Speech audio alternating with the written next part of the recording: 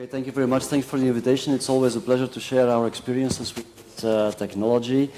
We were, as Michael pointed out correctly, we were honored and we had the privilege to do the first in-man trial together with the guys in Paris and Hanover back in 2007. So we have to admit that for LivaNova, for Perceval, this year is a sort of anniversary event because we are really celebrating the 10 years existence of these sutureless valves.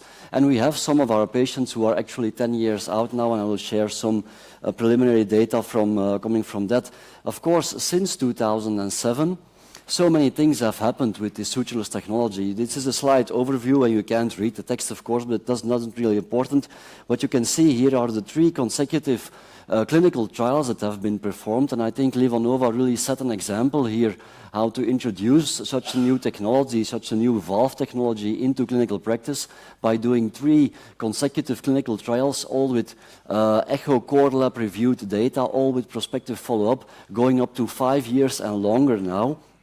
In the meantime, the guys in North America had started their IDE trial, and then there are several other registries and trials that are continuing, that are going on now. For example, we all know the Persist AVR, comparing the sutureless versus standard valves, and there's also a Belief trial looking at leaflet mobility in the US. So you have to know that there's an enormous amount of data and an enormous amount of patients that are being followed with this technology as we speak.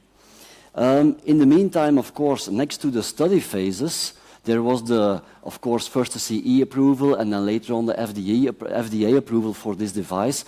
So this Perceval technology started to spread around the world, and for the moment we are talking more than 25,000 implants in more than 400 centers.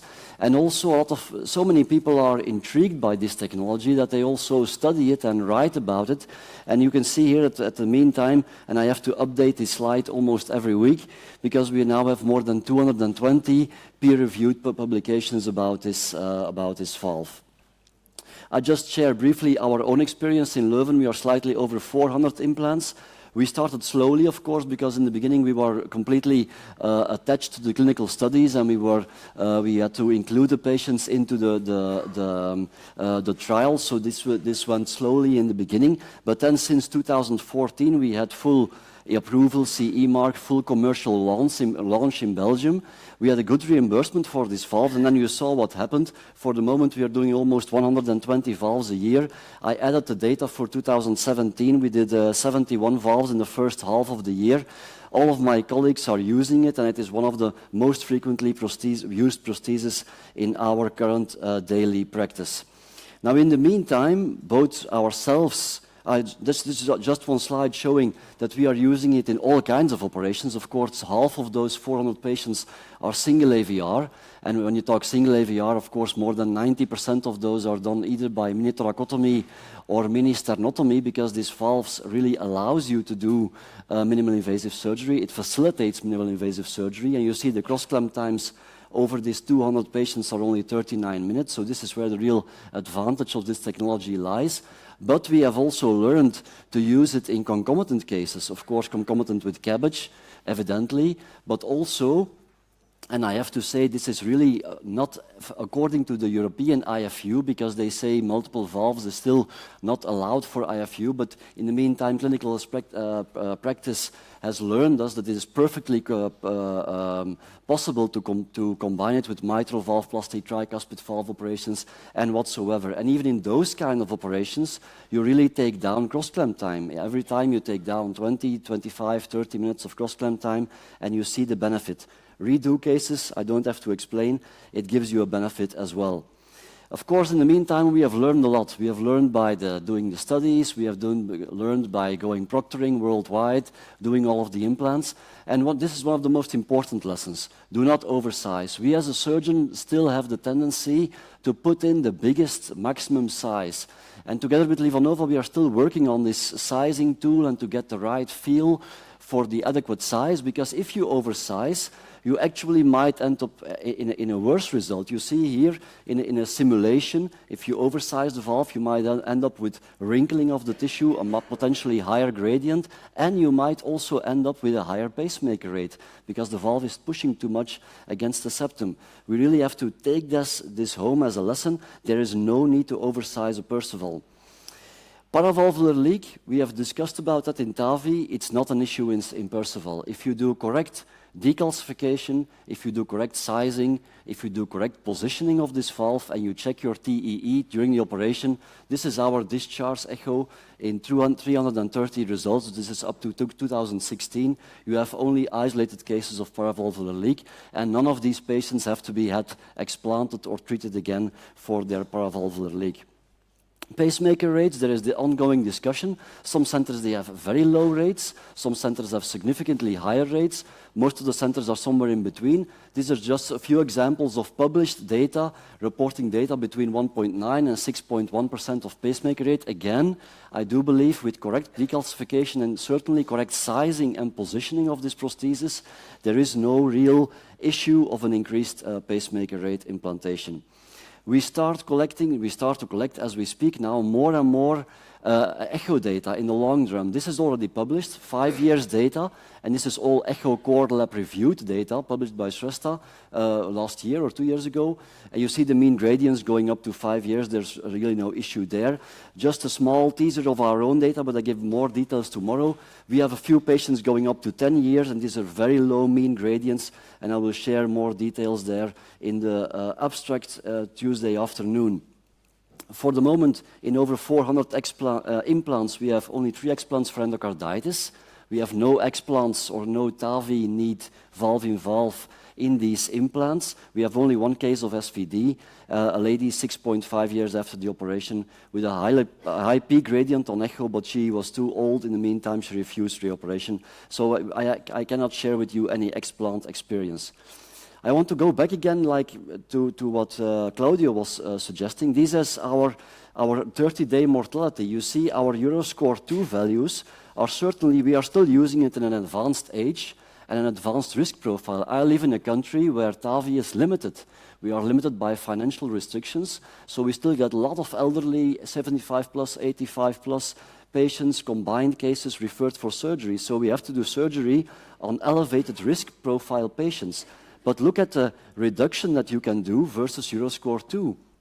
And I think this is not because we are excellent surgeons, I don't think so, but because it's a good prosthesis, taking down cross-clamp time, making it a simple, straightforward, and easy operation.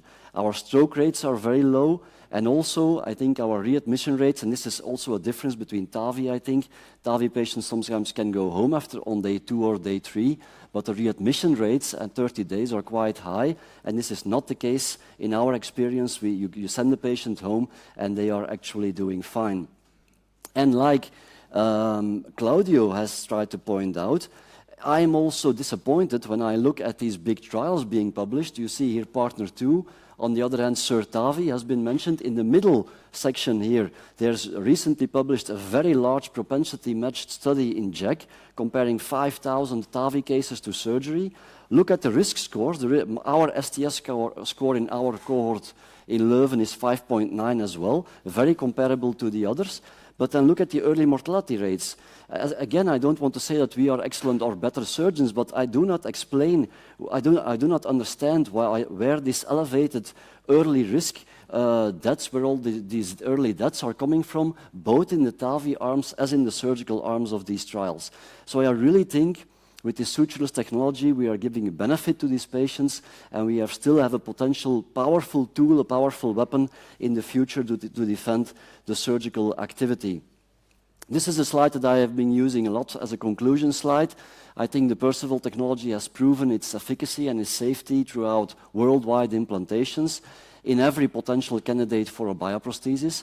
But all of these patients that you see here, the diabetics, the low ejection fraction, the combined cases, small annulus, redo cases, old and obese patients, and you recognize, all of you, a lot of cases from your daily practice. All of these patients are really will be able to benefit even more from this technology, okay? Now, I mentioned in the beginning that 2017 is a sort of special year for LivaNova because we are celebrating the 10 years existence. So I want to end with a small anecdote, if you want, or a small movie segment, because we were able to visit patient number three that we did back in September 2007. She was the third patient to receive a Perceval valve, so one of the first cases worldwide. We knew that she was still doing fine, that she was living at home, so we had the ability to visit her at home, to talk to her family, and we have a short movie segment illustrating that. You will first see her family and then see the patient. Smoken is altijd heel fijn geweest. Ik denk niet dat wij ooit dat je echt moest kijven op ons, of dat we een klets kregen, kan ik me ook niet herinneren. Ze was eigenlijk altijd bezig met van allerlei dingen, hè, voor die dieren zorgen en voor ons zorgen. En dan de schaarse vrije tijd, dan breiden ze nog of ja, doen nog wat andere dingen zo. Hè. Die klaagde niet, maar je zag wel dat ze niet meer kan zoals vroeger, dat ze dat niet meer kon. Hè. Er werd niet meer in dat tuintje gewerkt, gelijk als ze deed. En dan bleek dus dat er een ander hartpleep moest gestoken worden. Dat gaf die moeheid en die kortademigheid. Ik denk in eerste instantie dat wij maar één verwachting hadden en dat was, als ze maar iets beter is, is al goed voor ons, als we ons mama hebben ook. Lekker. En lekker. Dan zijn we weg, hè. Daar zijn we weg, klompjeszaak. Kom.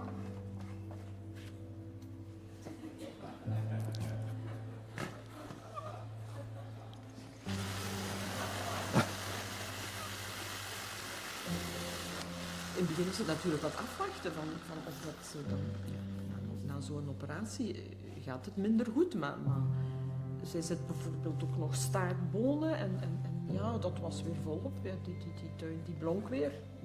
Maar ja, ik ben zo goed content dat ze me zo nog een beetje laten en dan.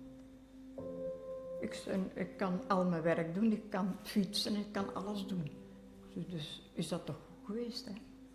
Maar dat doet nog goed. Thank you.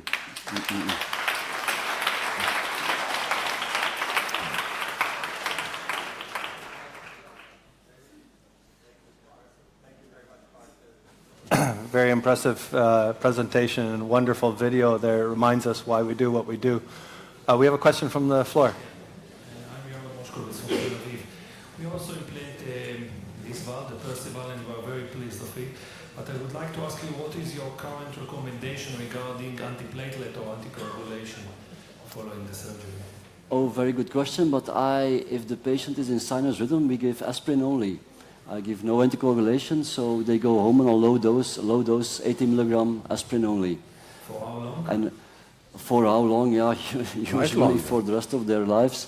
But it's a good question. There's ongoing interest in that. But as we speak, there is the BELIEF trial in the US, looking specifically into that, if there would be a need for any more anticoagulation or something like that. But in my opinion, there is not. Okay, so no dual antiplatelet? No, not for sure. For sure. Bart, do you know that there have been lots of attention then recently on leaflet thrombosis with TAVIs in particular, but we do see them in surgical aortic valves as well. Have you seen them in your patients? No, I'm very honest with you. We have not seen any clinical problems regarding that. But like I mentioned in my slides, there is, based on recommendations from FDA in the US, we have this BELIEF study now going on, specifically looking at CT data early after Perceval implantations. So we'll know more about that. But in my experience, I haven't seen it. And 0 explants thus far, even endocarditis? 3 explants for endocarditis. And how did those go? Sorry? How did they go?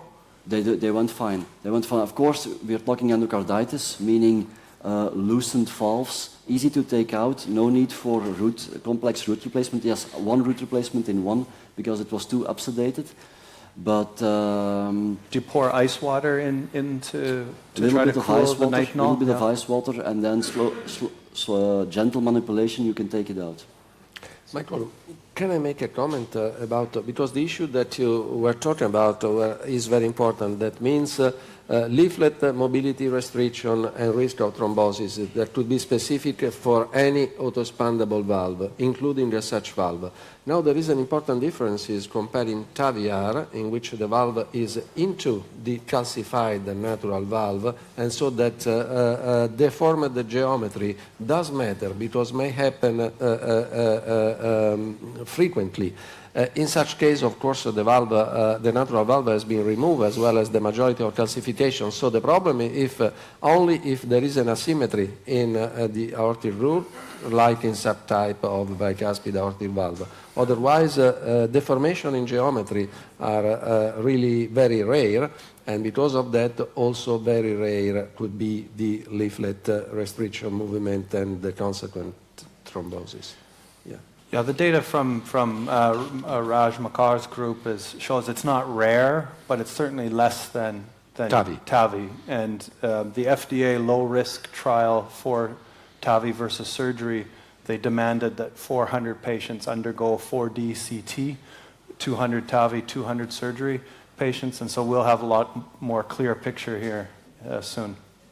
Maybe since your experience now encompasses a period of 10 years, you could comment on your appreciation of durability. In many studies, the first milestone is a 10-year follow-up study. So can you put your findings into that? We are very comfortable with it. Like you saw in my figures, we are using it in current daily practice. We are comfortable with it.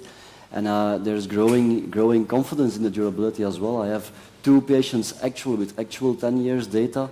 There's more and more coming, of course, every year, and we will see the result, but I'm very confident. But do you have an age cutoff where you say, okay, this patient is too young? Well, we have been quite conservative for a long time regarding all tissue valves. So the number of patients below 70 or 65 is really limited, I have to admit. But still, yeah, we have to wait for more experience also in those ages. Okay, thanks very much, Bart.